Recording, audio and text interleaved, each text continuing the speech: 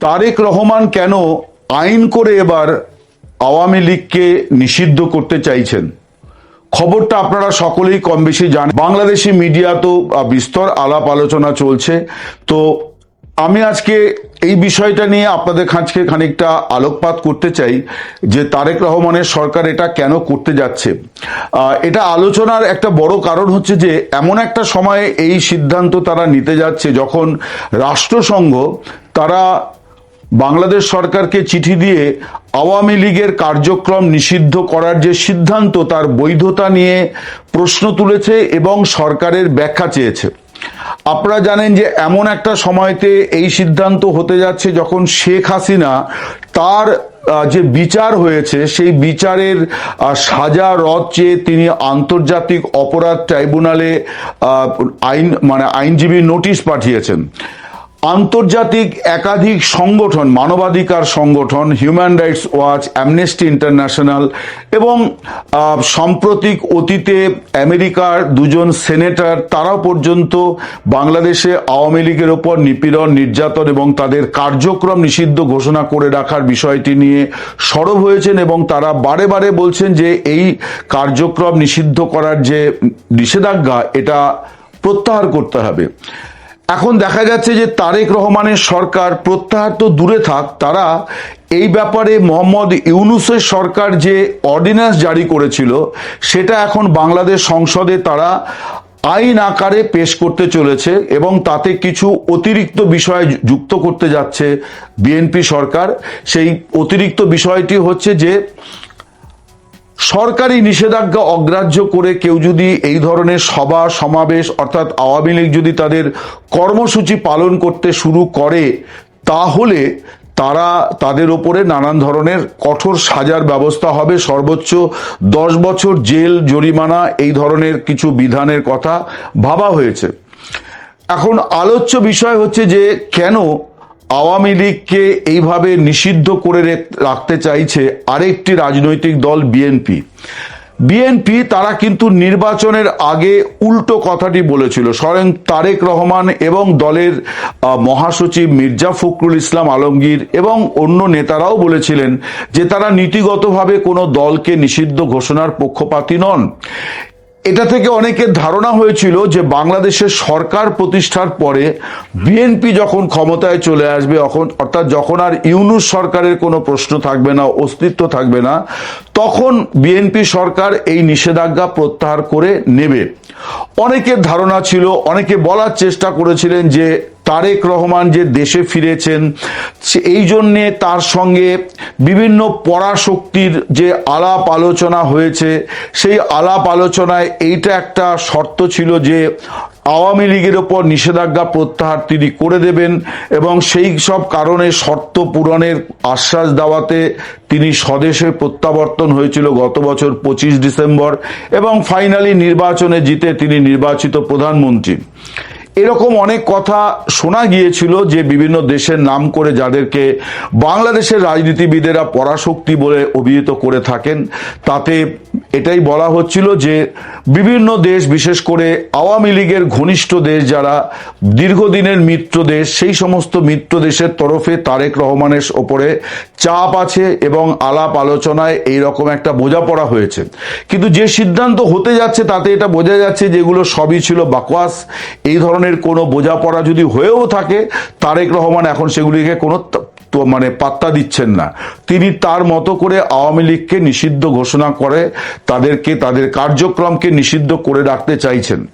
অন্তত 2031 সাল পরবর্তী নির্বাচন, এই 31 সাল পর্যন্ত আওয়ামী লীগের নিষেধাজ্ঞা প্রত্যাহারের কোনো সম্ভাবনা আজকের পরিস্থিতি অনুযায়ী আমার মনে হচ্ছে না। আমার বরং মনে হচ্ছে যে বিএনপি এটাই চাইছে যে দীর্ঘ মেয়াদে এই প্রধান প্রতিপক্ষ দলকে তারা নিষ্ক্রিয় করে রাখতে চায়। প্রশ্ন হচ্ছে যে কেন চায়? আমি বাংলাদেশে নির্বাচন কভার করতে গিয়েছিলাম, খুব সঙ্গত কারণেই আমি খোঁজ খবর করছিলাম যে নির্বাচনে যারা প্রতিদ্বন্দ্বিতা করছে না, মুক্তিযুদ্ধের প্রধান সংগঠক দল আওয়ামী লীগ, তারা বাংলাদেশের মাঠে ময়দানে কতটা আছে। আমি নানান স্তরের মানুষের সঙ্গে কথা বলেছি। বরাবরই আমি সাংবাদিকতায় এই কাজটি করি। রিক্সাওয়ালা, ঠেলাওয়ালা থেকে শুরু করে হকার, আমি যেখানে ছিলাম সেখানে যারা আমায় খাবার পরিবেশন করেছে, ঘরদোর পরিষ্কার করেছে, একেবারে সাধারণ মানুষ। আমি জানি যে এই ধরনের মানুষের কাছ থেকে অনেক নির্ভেজাল কথা পাওয়া যায়, অর্থাৎ তাদের কোনো ইকুয়েশন মেনে তারা খুব বেশি কথা বলেন না। আবার আমি বিএনপি এবং জামায়াতে ইসলামী, যে দুটি দল এবারে নির্বাচনে প্রধান লড়াইয়ের মধ্যে ছিল, তাদেরও নেতৃবৃন্দের সঙ্গে কথা বলেছি। সবাই এক বাক্যে স্বীকার করেছেন, যদিও অফ দি রেকর্ড, অর্থাৎ তাদের নাম করে কথাগুলি কখনোই প্রকাশ করা যাবে না, কোথাও বলা যাবে না, তারা স্বীকার করেছেন আওয়ামী লীগ ভেরি মাচ আছে। বিএনপির একজন নেতা ক্যামেরার সামনে, নাম করেই বলা যায়, গয়েশ্বর রায়, তিনি বলেছেন যে এত বড় একটা দল এ কি হাওয়ার মতো, কর্পূরের মতো উবে যাবে নাকি? ভেরি মাচ আওয়ামী লীগ আছে। বাকিরা এইভাবে ওনার মতো ক্যামেরার সামনে বলতে রাজি হননি, কিন্তু অনেকেই বলেছেন যে আওয়ামী লীগ আছে। কিভাবে আছে আমি সেটা বোঝার চেষ্টা করছিলাম। আমার যেটা উপলব্ধি সেটি হচ্ছে যে আওয়ামী লীগ আছে হচ্ছে যে মাঠ ভরা ফসল যেমন থাকে তেমন ফসল আছে। ফসল তো কাটতে হয়, কাটার জন্য লোক লস্কর দরকার হয়, লোক লস্করও আছে। কিন্তু শুধু লোক লস্কর থাকলে পরে ফসল কাটা হয় না, বা ফসল যখন রোপণ করা হয় তখনও শুধুমাত্র লোক লস্কর লাগালে হবে না, তদারক করার লোক চাই। অর্থাৎ যেমন একটা নৌকা এপার থেকে ওপারে যাবে, নদীতে স্রোত থাকলে যাবে বটে, কিন্তু মাঝি না থাকলে নৌকা কিন্তু দিক হারিয়ে ফেলবে, ফলে সেই নৌকা কখনোই যাত্রীদের জন্য নিরাপদ হতে পারে না। আওয়ামী লীগের অবস্থাটা আমি যেটা বুঝে এসেছি গ্রামে গঞ্জে নিচুতলার মানুষের মধ্যে, অর্থাৎ নিচুতলা মানে তৃণমূল স্তরের কথা বলছি, তৃণমূল স্তরের মানুষের মধ্যে কিন্তু আওয়ামী লীগের যথেষ্ট জনপ্রিয়তা আছে, এবং বেশ কিছু ঘটনাতে দেখাও যাচ্ছে যে মানুষ তাদের মতো করে অস্তিত্ব জানান দেওয়ার চেষ্টা করছে। আওয়ামী লীগের দমন পীড়নের উপরে যে ঘটনাগুলি ঘটছে, তার বিরুদ্ধে যে প্রতিবাদগুলি হচ্ছে, সেখানে কিন্তু সকলেই আওয়ামী লীগের নেতা কর্মী নন, অত্যন্ত সাধারণ মানুষ, তারাও কিন্তু প্রতিবাদ করছেন।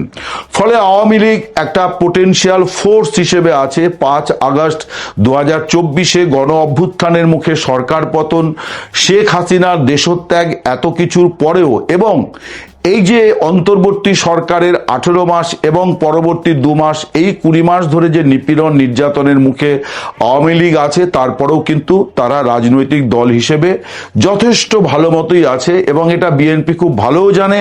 বিএনপি কখন এটা প্রত্যাশাও করেনি যে নিষিদ্ধ ঘোষণার পর আওয়ামী লীগ উবে যাবে, এটা বিএনপির পক্ষেও হবে না। কাল যদি আওয়ামী লীগ এসে মনে করে যে বিএনপিকে তারা তাদের কার্যক্রম নিষিদ্ধ করে দেবে আর বিএনপি রাতারাতি বাংলাদেশের মাটি থেকে মুছে যাবে, এটা হবে না, এটা হয় না, এটা হবে না।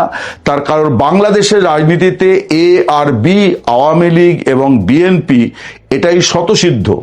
ফলে বিএনপি এটা জানে যে আওয়ামী লীগ ভেরি মাচ আছে, তার নেতারা দেশে নেই, নেতারা নেই মানে হচ্ছে দিক নির্দেশনা দেওয়ার লোক নেই, অর্থাৎ আওয়ামী লীগের নৌকা মাঝিবিহীন।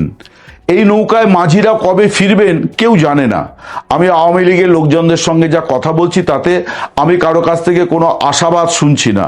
ওই সেই প্রচলিত কথা, ফিরবই আমরা একদিন, কিন্তু কবে তারা সদল বলে ফিরে গিয়ে দলকে নেতৃত্ব দেবেন কেউ জানে না। তারা হয়তো কোনো একটা অনুকূল পরিস্থিতির কথা কল্পনা করছেন। আমার মতে সেটা একটা অলীক কল্পনা। এর আগে তাদের এরকম একটা ধারণা ছিল নির্বাচনের আগে, যে ভারত সরকার তাদেরকে গিয়ে আবার বসিয়ে দেবে, অর্থাৎ শেখ হাসিনাকে ভারতীয় বিমান বাহিনীর বিমান নিয়ে গিয়ে তেজপুর বিমান ঘাঁটিতে নামাবে এবং সেখান থেকে ভারতীয় কমান্ডোরা তাকে আবার গণভবনে পৌঁছে দিয়ে আসবে। আমি বহু আওয়ামী লীগের নেতা, একেবারে প্রথম সারির নেতাদের মধ্যেও কিন্তু এই ধরনের ধারণা দেখেছি, যেগুলো নিয়ে আমার কাছে খুব মনে হচ্ছিল যে খুবই বিরক্তিকর।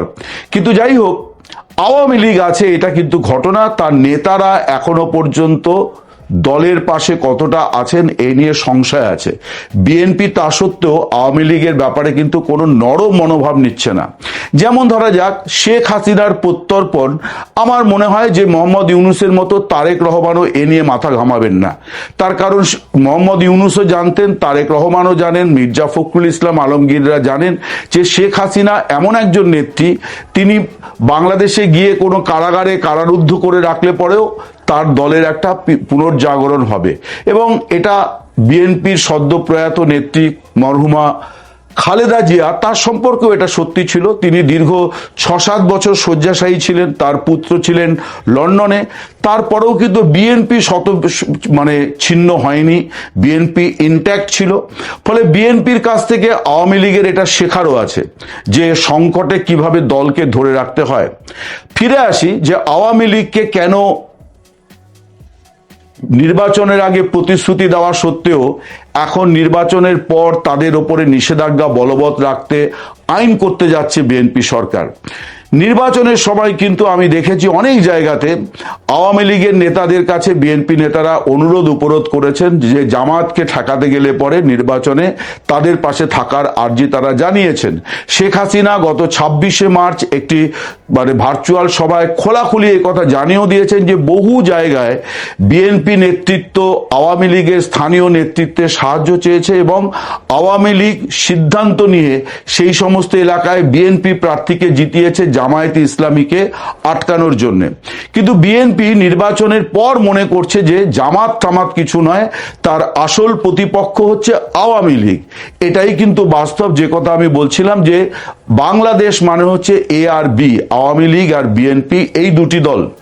এখন বিএনপি মনে করছে যে তারা যদি নিরাপদে রাজনীতিটা করতে চায়, সরকারটা চালাতে চায়, তাহলে আওয়ামী লীগ ময়দানে ফিরে এলে পরে পদে পদে তারা বিপদে পড়বে। ফলে অন্তত 4-4.5 বছর তারা কিছু কাজকর্ম করতে চায়। যদিও আমি জানি না অর্থনৈতিক সংকট কোন দিকে যাবে, কাজ করতে হলে পরে টাকা দরকার, সরকারের টাকা নেই। ইতিমধ্যে হাজার হাজার কোটি টাকা লোন নেওয়ার পরিকল্পনা করা হয়েছে শুধুমাত্র বিদ্যুৎ খাতে। আসন্ন গ্রীষ্মে বিদ্যুৎ খাতে প্রায় 22,000 কোটি টাকা ভর্তুকি লাগবে বলে বিদ্যুৎ দপ্তর টাকা চেয়েছে। ফলে এই বিপুল টাকার সংস্থান সরকার কিভাবে করবে তাও একটা বড় প্রশ্ন। কিন্তু তারপরেও আওয়ামী লীগকে তারা কিন্তু জায়গা ছাড়তে রাজি নয়। এখন এর পরিণতি কি হতে পারে? এর কি পরিণতি কোনো বদল হতে পারে? অর্থাৎ 2031-এর নির্বাচনের আগে কি কোনো পরিবর্তন হতে পারে? আওয়ামী লীগ কি ময়দানে ফিরে আসতে পারে বিএনপির অনিচ্ছা সত্ত্বেও? অসম্ভব কোনো কিছুই নয়। তার কারণ বিএনপি যদি পপুলার সরকার চালাতে না পারে, যে কথা আমি আগে 3টি ভিডিওতে বলেছি যে তারেক রহমান শুরু করেছেন খুব ভালো, T20 ম্যাচের মেজাজে তিনি খুব দ্রুত কিছু সিদ্ধান্ত নিয়েছেন এবং ভালো শুরু করেছেন। আবার এমন একটা সময় তিনি শুরু করলেন যখন বিশ্বব্যাপী জ্বালানি সংকট এবং বাংলাদেশ এমন একটা দেশ যারা সবচেয়ে আগে জ্বালানি শূন্য দেশ হয়ে দেশের তালিকায় নাম উঠতে পারে এমন সম্ভাবনাও আলোচনার মধ্যে আছে। ফলে সব মিলিয়ে বিএনপির জন্য একটা কঠিন পরিস্থিতি, এ নিয়ে কোনো সন্দেহ নেই। এই রকম পরিস্থিতিতে যদি চলতে থাকে, যদি বিএনপি যদি সেইভাবে মানুষের প্রত্যাশা পূরণ করতে না পারে, তাহলে আওয়ামী লীগের যে জনপ্রিয়তা বাড়বে এবং সেই জনপ্রিয়তার সুবাদে এই নিষেধাজ্ঞাকে উপেক্ষা করেই তারা কিন্তু ময়দানে ফিরে আসতে পারে, এমন সম্ভাবনা উড়িয়ে দেওয়া যায় না। আমরা যদি 18 মাসের মোহাম্মদ ইউনূসের সরকারের সময়টা দেখি, যে 5 আগস্ট 2024-এ যে সরকার উৎখাত হলো, শেখ হাসিনার সরকার, এবং প্রধানমন্ত্রীকে দেশ ছাড়তে হলো, সেই সরকারকে দল, সেই শাসক দল কত দ্রুত আবার তাদের পুরনো জায়গা ফিরে পেল। অর্থাৎ হাসিনাই ভালো ছিলেন, এই যে কথাটি ফিরে এলো, সমাজ মাধ্যমে কোটি কোটি ভাইরাল হলো, তার বড় কারণ হচ্ছে ইউনূস সরকারের ব্যর্থতা। এবং আমার মনে হয় যে বাংলাদেশের ইতিহাস শুধু নয়, পৃথিবীর ইতিহাসে এত অল্প সময়ের মধ্যে এত ব্যর্থতার পরিচয় দেওয়া, এত ব্যর্থ হওয়ার নজির যেটা ইউনূস সরকার বাংলাদেশে গড়েছে, সেটা আগামী কত বছরে আবার দ্বিতীয় দৃষ্টান্ত হবে এটা বলা কঠিন। ইউনূস সরকারের ব্যর্থতার জন্য শেখ হাসিনার এবং তার দলের জনপ্রিয়তা বাড়ছিল বা গ্রহণযোগ্যতা বাড়ছিল। অনেকে বলতে পারেন কেন বিএনপির বাড়েনি, কেন জামাতের বাড়েনি? তার কারণ জামায়াতে ইসলামী এবং বিএনপি তারা ইউনূস সরকারের অপশাসনের বিরুদ্ধে টু শব্দটি করেনি, তারা শুধুমাত্র নির্বাচনের জন্য অপেক্ষা করছিল। এখন এই পরিস্থিতিটা উল্টে যেতে পারে যদি বিএনপির পপুলারিটি যদি তারা ধরে রাখতে না পারে, তারা যদি সার্ভিস দিতে না পারে, তারা যদি সুশাসন দিতে না পারে, তার সুবিধা কিন্তু আওয়ামী লীগ পাবে, জামায়াতে ইসলামী